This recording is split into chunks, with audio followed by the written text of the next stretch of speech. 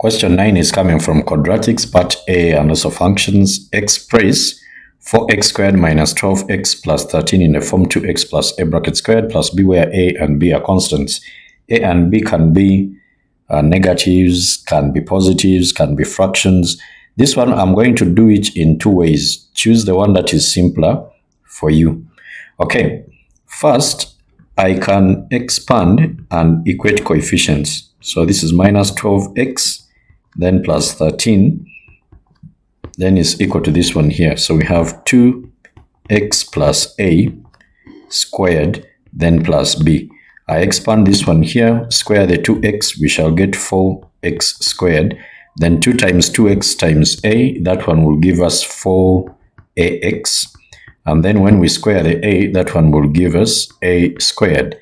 Then, of course, we shall add on this b here. Then from there, we can now equate the coefficients. So the coefficient of x squared here is a 4 and here is a 4. Then we shall go to the coefficient of x here, which is negative 12, but then here it is positive 4a. So I will say negative 12 then is equal to 4a. So by dividing all through by 4, that means a is going to be equal to negative 3. You see that? And then we go to the constant part, that is the 13. Then 13 has to be equal to this one here. So we have a, which is already minus 3, then squared, plus b. So this will be 13 minus, this one here will give us a positive 9. So to give us the b, and then b becomes a positive what? 4. So this simply implies that 4x squared minus 12x plus 13 is therefore the same as 2x, then a is a minus 3, then plus b, which is a 4. I told you don't get confused when we get any of the terms, when any of the values of a and b being a negative. They are constants, they can be positive or negative, okay? Don't say, why don't we have a plus here? No, the a is a negative, okay? Then alternatively, you can have completing squares. So 4x squared minus 12x plus 13, this one here, I can make the coefficient, when we are completing squares, we first make the coefficient of x squared 1. So since this is an expression, then we factorize it. So put the 4 outside, then you have x squared, then here minus 3 of x. I can leave the 13 out. I'm interested in these terms that I've gotten x. Now, when we are completing squares, we have this process here. If I have x minus a squared, okay, when I open the brackets, this will be x squared minus 2ax, then plus a squared. Are we there? Then we are supposed to have this one on one side, the terms that have gotten x. So take this one this side, we shall have x minus a squared, then minus a squared, which is equal to x squared minus 2ax. Now, I want you to look at what is here. The coefficient of x, it's negative 2. It was divided by 2 to get what? The negative a. Do you see that the negative a is the one that is here? And then when you square that a, then you get this a squared here. You see? So we get the coefficient of a, we divide it by 2, then we put it inside the brackets here, and then we pop it out here as a square. Okay? So this is what I'm going to do here. I'm going to have 4, then into x here, get the coefficient of x here is negative 3, so you have negative 3 over 2, then pop it out here as a square, so 3 over 2, then squared, okay? Then from there, there is this 13 here. Now open the brackets, so 4 times everything here. Now I'm going to, when you look at this one, there is a 2x here. We don't have something like x. So I'm going to get one fraction here. Okay, this is over 1. So 2 divided by 1, what do you get? 2. Then times x, that will be 2x. Then 2 divided by 2, 1. Then times 3, that will be a 3. So minus 3 here, like this. Then minus, this will be 9 over 4. 9 out of 4. But we shall multiply with the 4 from here. Remember, 4 is multiplying out the brackets. Then plus the 13. Now from here we shall have 4. This square, we can square the numerator, and then we can also square the denominator. So this one becomes a 4. which 4 is going to cancel with this one here. And then this one cancels with that. We shall get negative 9, then plus the 13. Now, altogether, we are going to get 2x minus 3 squared. Then 13 minus 9, you get a positive 4. So do you see that we get the same answer as this one? So you pick what is simpler for you. Then next, they are saying the function f is defined by this one here. The same function we have, this one part A, it's the same. They have just changed the definition, okay? For p less than x less than q, where p and q are constants, the function g is defined by this one for x less than 8, okay? Part B, given that it is possible to form the composite function gf, find the least possible value of p and the greatest possible value of q. Now, if we are to find the gf, to compose f into the g, when you're having g, you are putting f into the g, and you have g of x here. Whatever you put in the function has to be its domain. Now, that means the values of f you are getting here must fit into the domain of g for this one to be formed. You see that? Okay. Now, what we are going to do here, let me first write something here. To form g f of x, okay, the range of f must fit into the domain of g. That is what I've been talking about. Now, what do we mean? Look at this one here. I have, let's say, an x. Then f acts on that x. Then what comes out is going to be f of x. You see this one? Then after that, g acts on the result. That means what you're going to come out with is g, then f of what? Of x. That is that. So in other words, you are having gf. Not fg, gf. So you are putting f into the g. Now, what we put in the function is its domain. So g is taking off these values to what we are having here. So meaning, remember, here what you are having is the domain of f. Okay? Domain of f. Then what comes out of here is the range of f. X is the input, then the output is the f of x, that is the range. Now, this range here is actually the domain of g. Are we there? So that means we go to the domain of g, which is actually given as this. Then we substitute it with the f of x. So I will say, therefore, what is the domain? Domain of g is x less than what? 8. So therefore, for g f of x, we shall have now f of x taking over the place of this x in the domain of the g less than what? 8. Now, I can use either this one or this one for f. Okay? So let me take this one. I will have 2x minus 3 squared, then plus 4 less than what? 8. You see that? Now, this is going to give me a quadratic inequality. So bring the 8 here. It will be minus 4, because we shall get 4 minus 8. Okay? We get a negative 4. But this 4 here is actually the square. It's a perfect square. So this is a difference of 2 squares. So we shall therefore add them. We have minus 3 here, then add the 2, and then subtract that 2, less than 0. If you want, you can expand this, then at the end of it all, still you are going to factorize, and then you come out with 2x, then minus 1, and also 2x minus what? 5. less than what?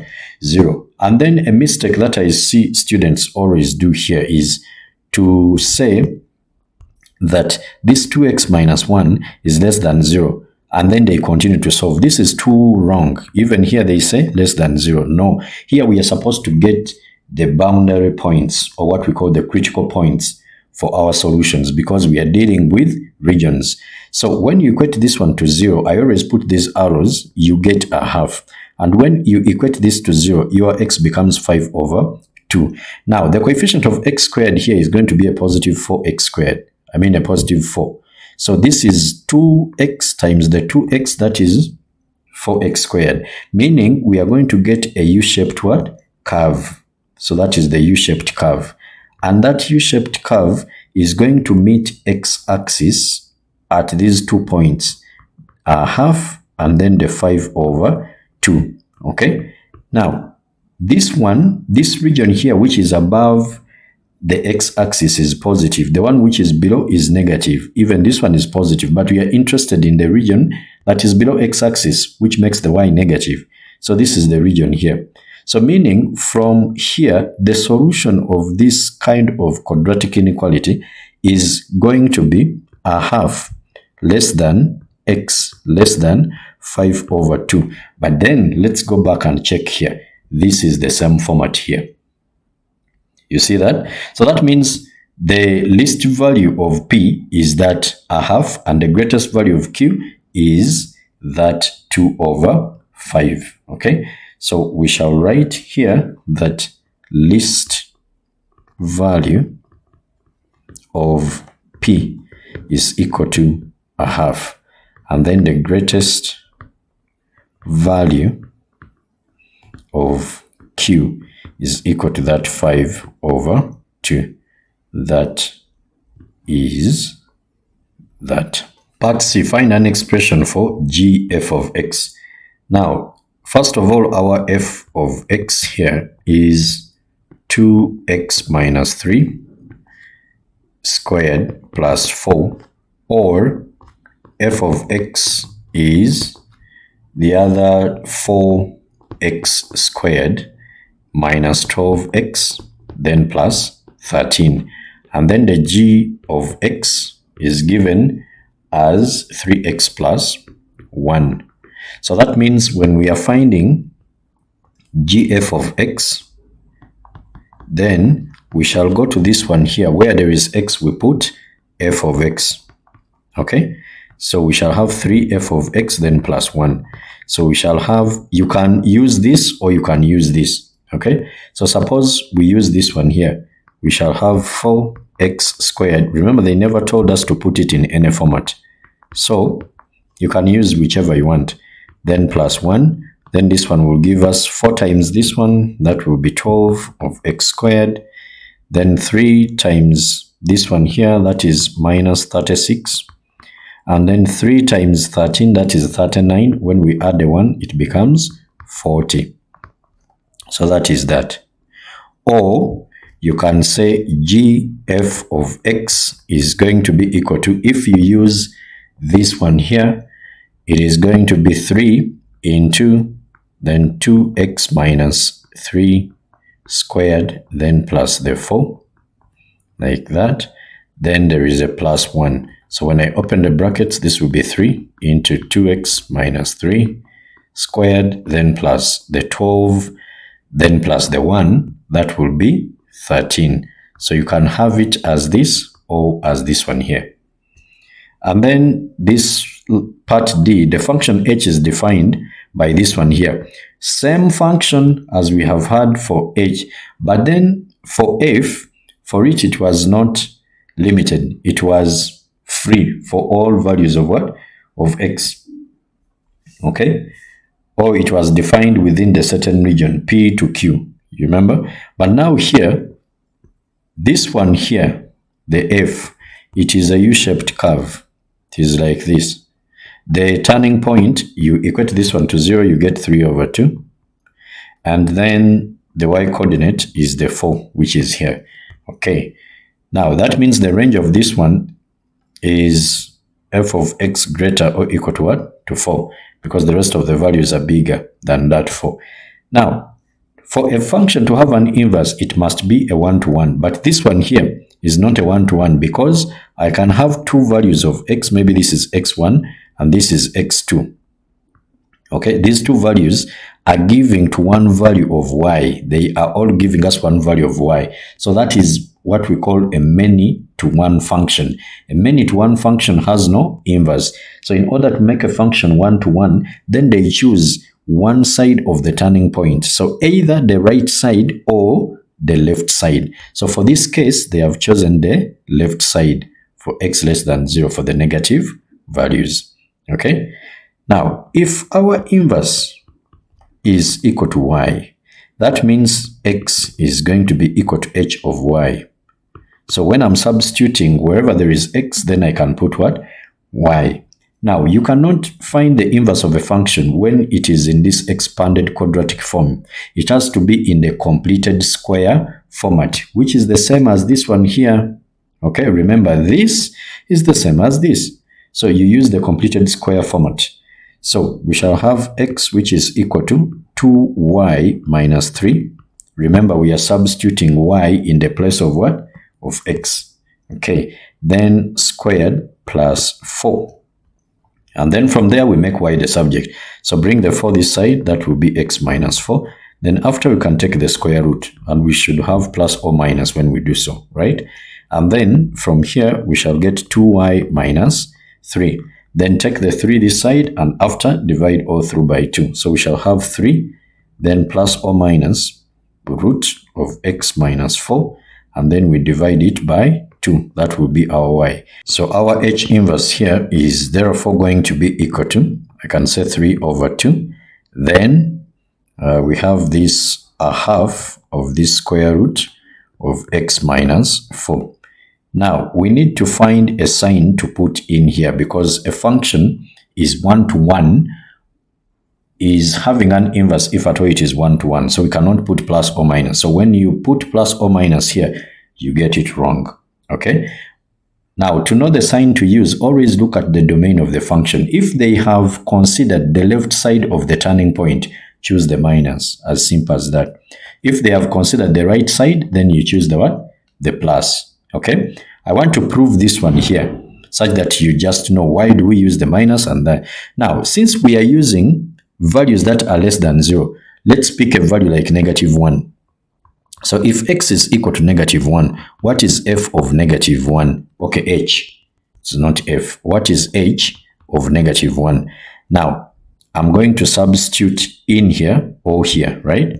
So we can have 2 then times negative 1, that will be negative 2, minus 3, that is negative 5. When I square it is positive, positive 25, then plus 4, that one will give us 29. Okay, now remember the range of f is what we put into the domain of the inverse. You know that? If I have x here, and then I have a function h here, okay, then what I get out is h of x, which is the range of h, and this is the domain, the x is the domain of h. Then what brings this one back, the inverse is the one that undoes what a function has done, okay? So the h of x, which is the range of h, is actually the domain of the inverse. And then the range of the inverse is the domain of the h. Now, the values of h here are the ones I'm supposed to put in the inverse here. So now let's come to this one here. The h inverse of now the 29, we are going to say 3 over 2 minus, this is root of 29 minus 4, you get 25, not so? 25, root of 25 is 5, so you have 3 over 2. Actually, let me remove this sign here, okay? So root of 25 is 5, then over 2. Now, of these two signs, which one should I use? If I put a plus, this one is going to be 8 over 2, which is a 4. It is not giving us the negative one we got here. But if I use a minus, Then this one will be negative 2 over 2, which will be a negative 1. You see that the sign here is a negative 1. That gives us back this one. So that's why we took the negative here. Okay, so when they give you the left side of the turning point, always use the minus. And then when they give you the right side of the turning point, then you use the positive. You don't need to write all of this, what I've written here in the exam. When you reach here, just deduce. Okay, no one is going to ask you, why have you used minus or plus? Okay, so that is that.